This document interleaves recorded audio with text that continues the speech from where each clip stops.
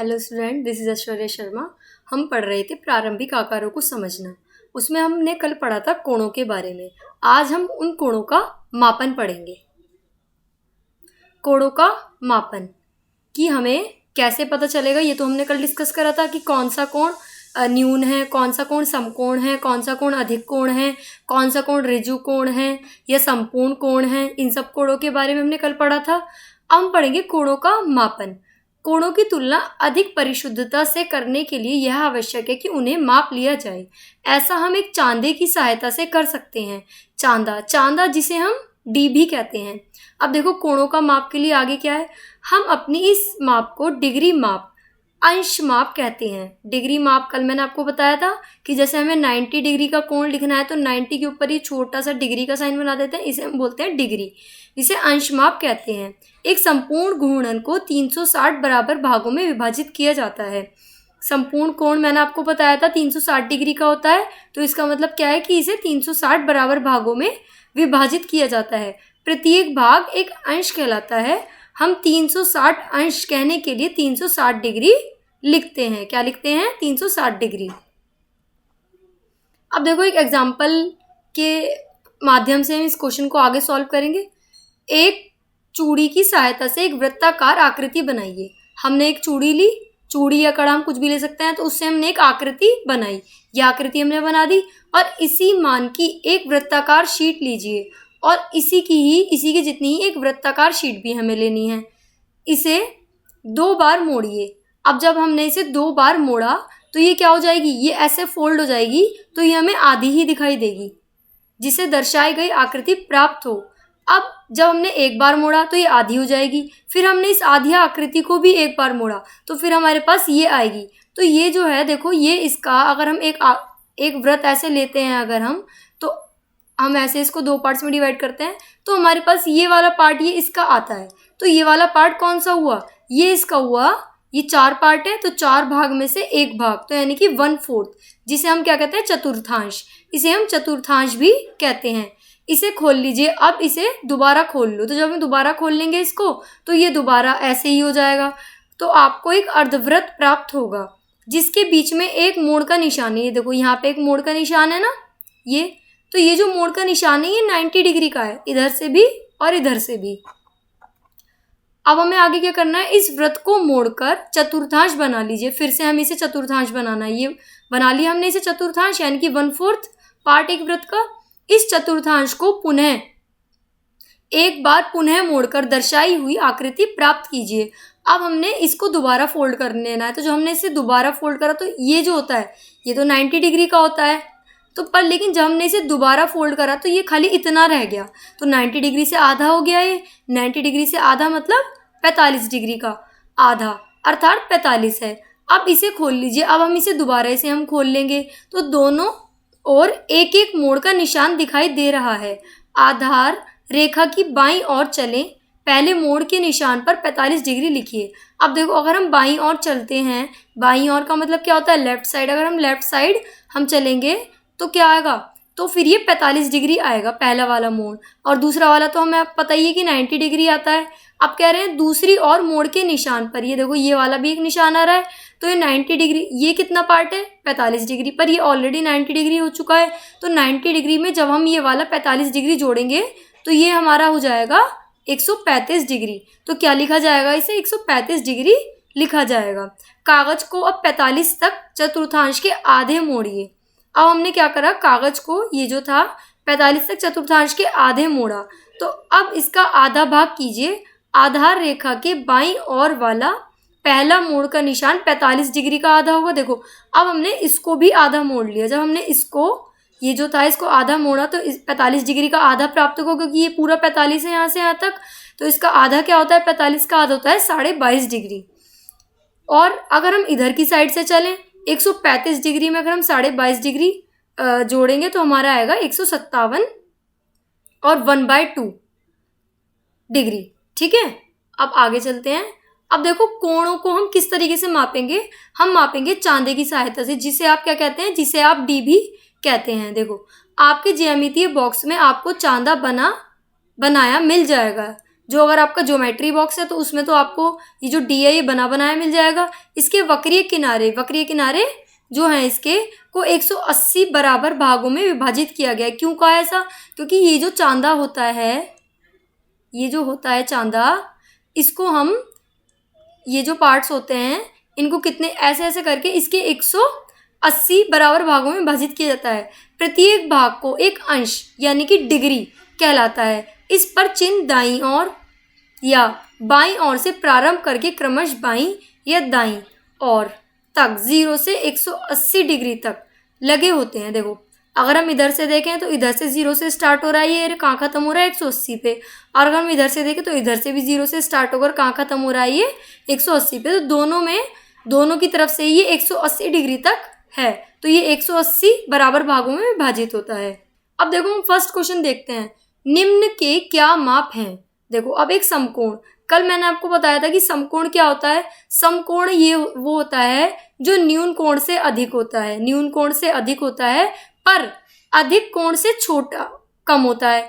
तो देखो अब ये समकोण है, तो अगर मैं ये कहने लगूँ न्यून कोण हमारा क्या होता है, न्यून कोण हमारा होता है 90 डिग्री से छोटा होता है हमारा न्यून कोण, और अधिक कोण हमारा 180 डिग्री से छोटा होता है। ठीक है, 180 डिग्री से छोटा और 90 डिग्री से बड़ा। ठीक है, तो अब समकोण क्या है, समकोण क्या है, समकोण वो है जिसकी माप एग्जैक्ट 90 डिग्री होती है। तो समकोण की क्या माप होगी, एक समकोण होगा 90 डिग्री का। अब एक ऋजुकोण मैंने आपको बताया था कि जो कोण पूरा एक स्ट्रेट लाइन की तरह होता है। ये देखो ये स्ट्रेट लाइन है, तो अगर हम इसको मेजर करेंगे तो ये पूरा 180 डिग्री होगा। तो ऋजुकोण क्या होता है, 180 डिग्री का होता है ऋजुकोण। अब हम यहाँ कुछ ट्रू फॉल्स करेंगे जिन्हें हम सत्य और असत्य भी कहते हैं। देखो ए पार्ट में इन्होंने बोला है कि एक न्यून कोण का माप 90 डिग्री से क्या होता है, छोटा होता है। तो बताइए ये बात सही है या नहीं। हाँ, कल हमने ये पढ़ा था कि 90 डिग्री से कम होता है, तो ये हमारी बात क्या है, सही है, यानी कि सत्य है। एक अधिक कोण का माप 90 डिग्री से छोटा होता है। अरे भाई, जब एक न्यून कोण का माप 90 डिग्री से छोटा होगा तो एक अधिक कोण का माप 90 डिग्री से छोटा कैसे हो सकता है। तो बस फिर ये बात कैसी हुई, गलत।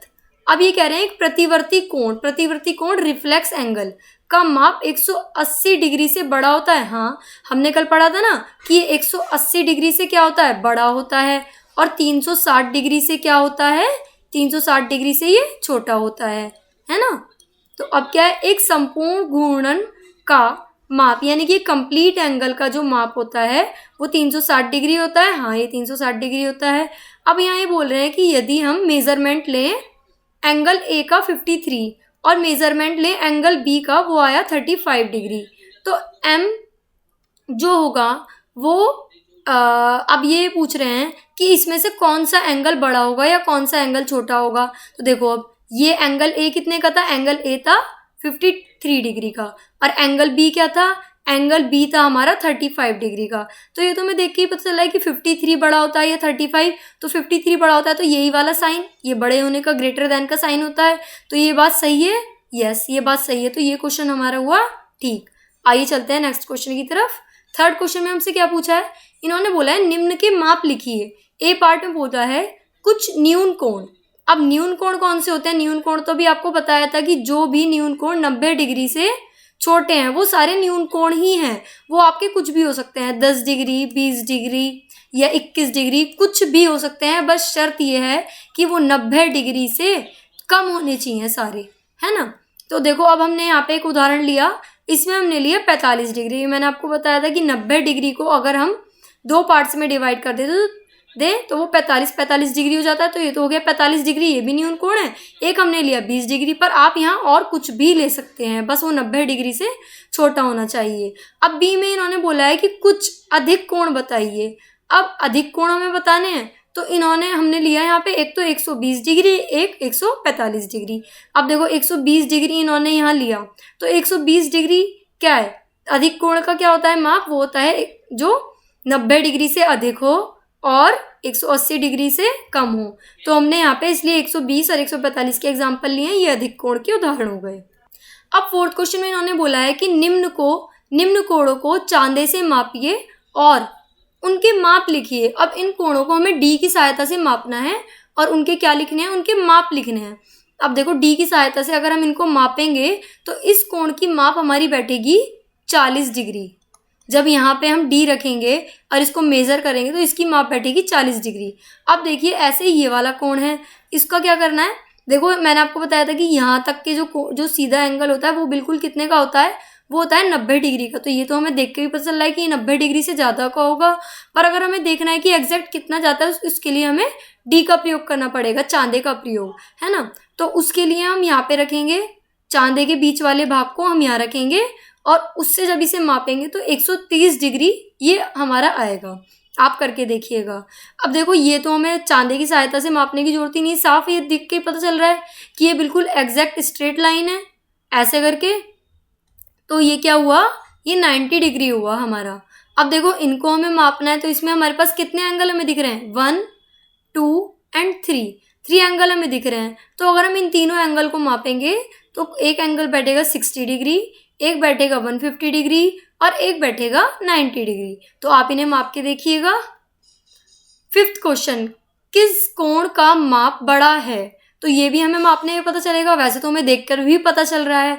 कोण ए में देखो इसमें बहुत कम कर्व है, दिख रहा है ये कर्व, ये गैप बहुत कम है, पर इनका गैप अगर देखें तो इसमें बहुत ज़्यादा गैप है। तो हमें देखकर भी पता चल रहा है कि ये कौन सा कोण है, ये बड़ा कोण है, ये छोटा कोण है। पर इन्होंने हमसे बोला है कि पहले आकलन कीजिए, आकलन तो हमने कर लिया, फिर मापिए, इनको हमें मापना भी है। तो अगर हम मापेंगे तो ये हमारा आएगा 40 डिग्री और ये हमारा आएगा 65 डिग्री, ठीक है ना। तो कौन सा कोण बड़ा हुआ, हमारा बी कोण ए कोण से बड़ा हुआ। अब हम चलते हैं क्वेश्चन नंबर 6 की तरफ। निम्न दो कोणों में से किस कोण का माप बड़ा है, पहले आकलन कीजिए और फिर मापन द्वारा पुष्टि कीजिए। देखो इसमें भी हम आकलन क्या देखकर ही पता लगा पा रहे हैं, इनके बीच का गैप कम है और इनके बीच का गैप ज़्यादा है। तो ये कौन सा कोण हुआ, ये बड़ा हुआ और ये छोटा हुआ। पर फिर भी अगर हम इनको आकलन करेंगे और आकलन करने के बाद हम इन मापन करेंगे, उसके बाद अगर हम देखेंगे तो दूसरे कोण की माप ही अधिक आएगी। अब देखो इसमें कुछ खाली स्थान दिए हुए हैं, रिक्त स्थान भी जिन्हें हम बोलते हैं। अब देखो 7वें क्वेश्चन में क्या बोला है, न्यून कोण, अधिक कोण, समकोण या ऋजु कोण से रिक्त स्थानों को भरिए। अब क्या करना है हमें, देखो ए पार्ट में हमसे क्या पूछा है, वह कोण जिसका माप एक समकोण के माप से कम है। समकोण के माप से कम है, समकोण कितने का होता है, 90 डिग्री का। तो 90 डिग्री से जिसका माप कम है, 90 डिग्री से कम किसका होता है, 90 डिग्री से कम है जिसका माप, वो होता है हमारा एक्यूट एंगल, जिसे हम न्यून कोण भी कहते हैं, ठीक है। वह कोण जिसका माप एक समकोण के माप से अधिक है, वही समकोण कितने का होता है, 90 डिग्री होता है। अब समकोण के माप से अधिक है उस कोण का माप, तो उसको हम कहते हैं अधिक कोण। क्या कहते हैं हम, अधिक कोण, जिसे हम ऑब्ट्यूस एंगल भी कहते हैं। वह कोण जिसका माप दो समकोणों के योग के बराबर है। अब देखो एक कोण हमने लिया समकोण 90 डिग्री, इन्होंने बोला दो समकोण लेने हैं और उनका क्या हमें लेना है, योग। तो इनका जब हम योग करेंगे तो हमारा आंसर आएगा 180 डिग्री। तो 180 डिग्री जो होता है ये कौन सा कोण होता है, ये होता है ऋजु कोण। अब आगे हम चलेंगे, यदि दो कोणों के मापों का योग समकोण के माप के बराबर है, दो कोणों के मापों का योग समकोण के माप के बराबर है, तो प्रत्येक कोण, अब देखो ये कह रहे हैं समकोण के मापों के बराबर, हमने कोई भी दो कोण ले लिए। सपोज करो एक कोण हमने लिया 45 और दूसरा कोण भी हमने ले लिया 45। अब इनका अगर हम योग करते हैं तो हमारा आंसर आएगा 90 डिग्री। आ गया ये समकोण के बराबर। तो जब ये समकोण के बराबर तो ये पूछ रहे हैं, तो ये जो प्रत्येक कोण है, ये जो दोनों जो कोण हैं, इनको हम कौन सा कोण कहेंगे। तो 90 डिग्री से दोनों छोटे दिखाई दे रहे हैं, तो ये कौन सा कोण होंगे, ये होंगे हमारे न्यून कोण। यदि दो कोणों के मापों का योग एक ऋजु कोण के माप के बराबर है, तो इनमें से एक कोण न्यून कोण है, तो दूसरा कोण कौन सा होगा। अब देखो ये कह रहे हैं दो कोणों के मापों का एक ऋजु कोण के माप के बराबर है। ऋजु कोण कितने का होता है, ऋजु कोण होता है 180 डिग्री का। कितने डिग्री का होता है, 180 डिग्री का। अब इनमें से एक कोण न्यून कोण है, तो दूसरा कोण होना चाहिए। देखो अब एक कोण न्यून कोण है, तो एक इन्होंने खुद ही बोल दिया, तो एक कोण अगर हम न्यून कोण लें तो वो हमने ले लिया न्यून कोण 70 डिग्री का। तो अब दूसरा कोण हमारा होगा 110 डिग्री का। क्यों? क्योंकि जब हम 70 डिग्री को और 110 डिग्री को प्लस करेंगे तभी हमारा आंसर आएगा 180 डिग्री, जो कि एक ऋजु कोण है। तो पहला कोण तो न्यून कोण हुआ हमारा। दूसरा कोण कौन सा हुआ? दूसरा कोण हमारा 90 डिग्री से ज़्यादा है और 180 डिग्री से कम है, तो ये हमारा हुआ अधिक कोण, जिसे हम ऑब्ट्यूस एंगल भी कहते हैं। नीचे दी प्रत्येक आकृति में घड़ी की सुइयों के बीच के कोण का माप ज्ञात कीजिए। घड़ी की सुइयों के बीच के कोण का माप ज्ञात करना है। अब देखो इसमें तो हमें देख के ही पता चल रहा है कि इनका जो माप है, ये पूरी लाइन स्ट्रेट जा रही है, ये यहाँ से स्ट्रेट जा रही है, तो इनका जो माप है वो कितने डिग्री का हुआ? वो 90 डिग्री का हुआ। तो ये कौन सा कोण हुआ? समकोण। अगर मैं इन दोनों की बात करूँ तो अगर मैं इन दोनों को मेजर करूँगी, इन दोनों के बीच का माप, तो ये क्या हुआ? देखो यहाँ से यहाँ तक हमारा क्या होता है? 90 डिग्री। तो ये हमारे 3 पार्ट्स में है, 1 2 3। तो अगर हम देखकर भी पता लगाना चाहें तो हम कैसे पता लगाएंगे कि 90 डिग्री को हम 3 पार्ट्स में डिवाइड कर देंगे, तो हमारा आंसर आएगा 30 डिग्री। तो यहाँ से यहाँ तक का ये जो कोण आया हमारे पास, ये हमारा आएगा 30 डिग्री, जो भी एक न्यून कोण है। अगर हम इसको मेजर करेंगे तो यहाँ से यहाँ तक का कोण कौन सा होता है? यहाँ से लेके यहाँ तक जब हम आएंगे वो है 90 डिग्री।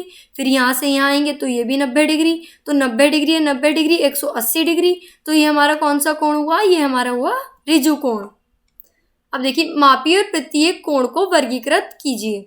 अब हमें इन कोणों को मापना है और इनको वर्गीकृत करना है। तो यहाँ पे हम अपना क्या रखेंगे? यहाँ पे हम अपना डी रखेंगे। डी से अब हम यहाँ पे ये जो लाइन आ रही है, हम देखेंगे कि यहाँ कौन सा नंबर आ रहा है। तो जब आप ऐसा करेंगे तो आप देखेंगे कि यहाँ पे आ रहा है 40 डिग्री। तो ये कौन सा कोण हुआ? ये हुआ 40 डिग्री। तो यहाँ पे आप क्या लिखोगे? 40 डिग्री, 40 डिग्री और नीचे लिखोगे प्रकार। तो कौन सा कोण हुआ है? न्यून कोण। अब आप देखो, ये 90 डिग्री यहाँ तक का होता है, 90 डिग्री से थोड़ा एक्स्ट्रा है। तो जब आप यहाँ पे डी रखोगे और इस कोण को आप देखोगे तो यहाँ पे आपका जो लिखा हुआ आएगा वो आएगा 130 डिग्री। तो यहाँ से पूरा यहाँ तक का ये जो कोण हुआ, ये हुआ 130 डिग्री। तो यहाँ हम लिखेंगे 130। और ये कौन सा कोण हुआ? ये हुआ हमारा अधिक कोण। अब पूछा है BOC, BOC, BOC। अब BOC पूछा है तो ये तो हम देखकर भी पता लगा सकते हैं खाली कि ये 130 डिग्री है और ये 40 डिग्री है। तो अगर मैं 130 डिग्री में से ये 40 डिग्री वाला लेस कर दूं तो मेरे पास आंसर आएगा 90 डिग्री। 90 डिग्री मतलब ये एक समकोण है। और वैसे भी अगर आप इसको यहाँ डी रखकर इसको मेज़र करोगे तो भी ये 90 डिग्री ही आएगा। तो यहाँ क्या लिखेंगे हम? BOC पे 90 डिग्री और नीचे लिख देंगे समकोण। अब देखो पूछ रहे हैं DOC। DOC कौन सा है? DOC, DOC ये वाला कोण ये हमसे पूछ रहे हैं। तो DOC वाला जो कोण है, जब आप इसे यहाँ डी रखोगे और इसे मेज़र करोगे तो ये आपका बैठेगा 90 डिग्री। तो 90 डिग्री का मतलब क्या हुआ? ये भी क्या हुआ? एक समकोण। अब हमसे पूछ रहे हैं DOA, ये हमसे पूछा जा रहा है। तो जब आप यहाँ इस पे DO पे डी रखोगे, जब आप इसको मेज़र करोगे तो आपका जो कोण बैठेगा वो बैठेगा 140 डिग्री का, जो कि एक अधिक कोण होता है। फिर हम करेंगे DOB। तो DOB तो हमें देखकर ही पता चल रहा है ये पूरा स्ट्रेट लाइन पे आ रहा है। तो जब ये पूरा एक स्ट्रेट लाइन पे आ रहा है तो स्ट्रेट लाइन का एंगल तो 180 डिग्री होता है। तो 180 डिग्री किसे हम कहते हैं? ऋजु कोण को। तो ये हमारा हो जाएगा एक ऋजु कोण। तो आज आपको सब कुछ समझ आया होगा। अब हम मिलते हैं आपसे नेक्स्ट क्लास में। Thank you.